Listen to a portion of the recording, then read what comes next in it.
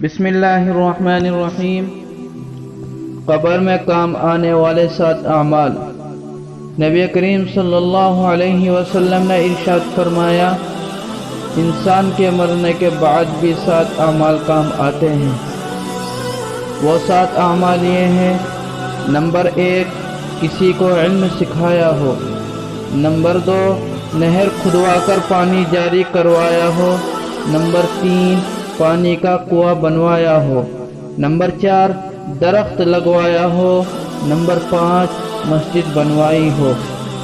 Number 6، قرآن کریم کو اپنے پیچھے چھوڑ گیا، یعنی قرآن کریم کو خرید کر وقف کر دیا ہو یا کسی غریب کو ہدیہ کر دیا گیا ہو۔